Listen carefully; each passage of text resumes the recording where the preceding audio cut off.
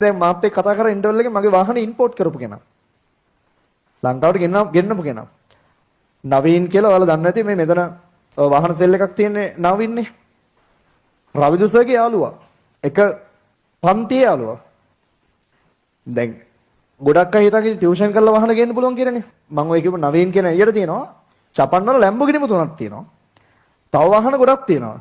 දැන් ලංකාවෙත් සාමාන්‍යයෙන් පදින්නේ ලෙක්සස් එකක් ඔය ගොඩක් වාහන පදිනවා.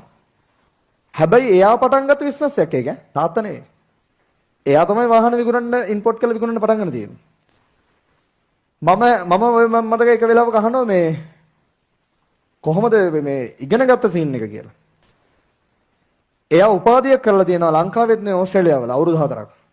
අවුරුදු 4ක් ඕස්ට්‍රේලියාවේ උපාධියක් කරලා බිස්නස් සම්බන්ධයෙන් උපාධියක් කරලා ලංකාවට එලා තමයි බිස්නස් එක පටන් ගන්න තියෙන්නේ. දැන් අද කොහොමද?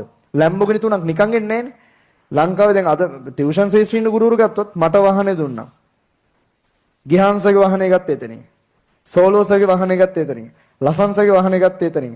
නදීෂ කෝර්ගේසගේ වාහනේ ගත්තේ එතනින්. රවින්සගේ වාහනේ ගත්තේ එතනින්. සර්ලා සෑහෙන බරතෝගයක් වාහන ගත්තේ ඇයිද? අපිට පිස්සුද බං එයාගෙම වාහන ගන්න?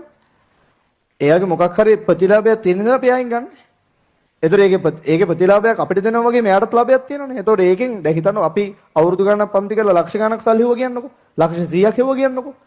සමහරට එක වාහනේ දෙකකින් ඔය වාහන විකුණන කට්ටිය මේ ගන්න හොයනවා.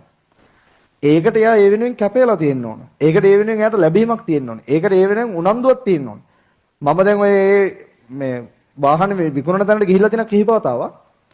දැන් එයානේක ඕන. එයා ඇඳලා ඉන්න කිට් එක එතන වාහන සේල් එකේ කට්ටිය අඳින කිට් එකක් තියෙනවා. සුදු ෂර්ට් එක ඇඳලා කළු කලිසම ඇඳලා. මම එක වෙලාවකවත් දැකලා නැහැ. සාමාන්‍ය නෝමල් ඇඳුමකින් එයා ඉන්නවා. බොස්නේ. ඉන්න පුළුවන්. ඒ කියන්නේ ඒ ඇඳුමෙන් පව ඇඳුම ඇඳ කියලා ව්‍යාපාර දියුණු වෙන්නේ නැහැ. බෑ ඇඳුමෙන් පව එයා ව්‍යාපාරය තුළ ඉන්නවා. ඊපස්සේ මගේ වාහනේ දීලා මම හවස කතා කරනකොට මෙන්න එයාපෝට් එකේ ඉන්න මේ ජපන් යනවා. මේ යනවා. දැන් මේ වෙලාවේ අදත් ඉන්නේ ජපන් වල. මට කෝල් එකක් ගත්තා. වෙන මොකුත් නෙවෙයි කෝල් එක ගත්තේ. දැන් ඉන්ටර්වල් එකට කලින් මට කෝල් එකක් කරලා මම කෝල් බෑක් කරා. කෝල් කරලා කියනවා වාහනේ වැඩි රේස් කරන්න එපාලු. එහෙනම් එයා දැකලා වීඩියෝ ළමයි දාලා තියෙන වීඩියෝ. ඒකට ඉතින් වැඩත් එයාට වාහනේට ඒ තරම් ආදරේ. එහෙම මිනිස්සුන් තමයි යා දෙන්නේ. ඔයාලා දකින්න සමහරට සර්ලා විතරයි. සර්ලා නෝ දැන් මට වඩා අවුරුදු දෙකක් වැඩි මාර. එහෙනම් හැමතිස්සෙම කියන්නේ කතා කියන වැඩ කරනවා. ඒ මිනිස්සු සමාජයේ පේන්නේ ඒකයි වැඩේ. කරන දේ හරියට කරන එච්චරයි.